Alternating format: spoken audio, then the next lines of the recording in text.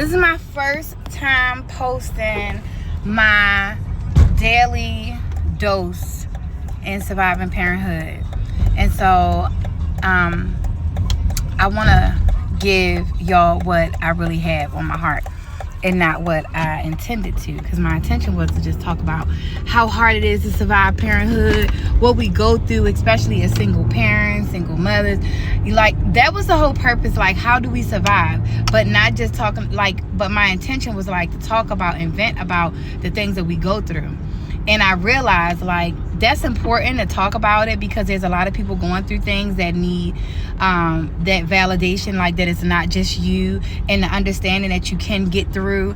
But what I want to start with is what's on my heart today, and that is that our children deserve the healthy version of us, the mentally, physically, emotionally, and spiritually healthy version of us.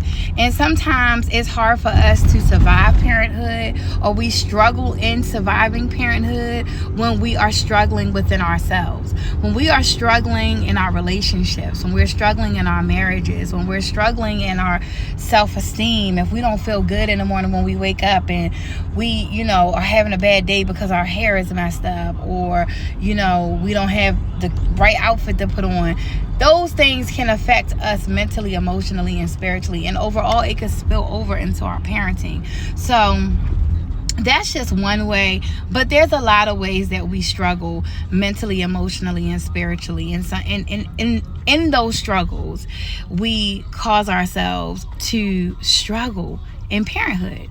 So one of the ways I am surviving parenthood right now is healing myself, is taking the time for me. And people told me that my whole life. I've been a mother forever, and people have always told me, you gotta put yourself first. And I'm like, how am I gonna put myself first? My kids come first. People say, you gotta think of yourself. And I'm like, I'm thinking of my kids, because without my kids, there's no me. But I get it now. And I don't want other mothers or fathers to get it when their kids are becoming grown, like me. Get it while your kids are young. Take time for you so that you can be mentally, physically, emotionally, and spiritually okay, because they deserve the healthy version of you.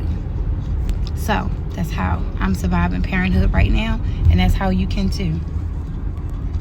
Wait, it was something I meant to add too. Another way of struggling in parenthood and surviving parenthood is also when you don't take the time to heal from childhood trauma. When you don't take the time to heal from trauma that you may have experienced last week.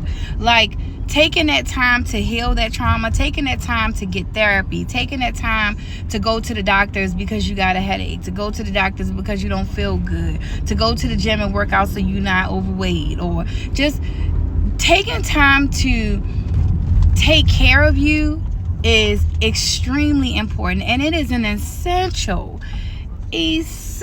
ingredient in you being able to survive parenthood, because you can't be a good parent until you are good for you, until you know what, it's crazy, because there is no saying you could be a good parent, a good person, a good mother, a good father, a good daughter, a good sister, a good uncle. You could be all of those titles, but what is a title for a good you? I guess a good you.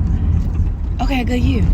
I just went through all of that to get to a good you. But you get what I'm saying. So in order for you to be a good you got to be able to take care of you so that you could take care of others. And that's something that I've been told forever. My mama is probably saying right now, I should have did that too, because she took care of everybody else. And I always, talked about how I never saw her sick. She might have had a little cold or something like that, went to the doctors because the cat scratched her or something like that. But the first time I ever saw my mother in a hospital gown was when I was 21, and she got in a car accident, and she didn't even stay. Matter of fact, I didn't even see her in a hospital gown. But she was in a hospital for a car accident. But by the time we got to the hospital, she already was fully dressed and ready to go, because she was trying to get to the other hospital to go take care of my daddy. And then I didn't see her in a hospital gown again until, this she passed away. You know what I'm saying? So it was mind-blowing for me because I didn't know my mother to do that. But as good as it is that I didn't have to see my mother in a hospital gown, it also just spoke volumes to how my mom took care of everybody else but didn't take care of her. So take care of you so you can take care of them. You feel me? Take care of you first.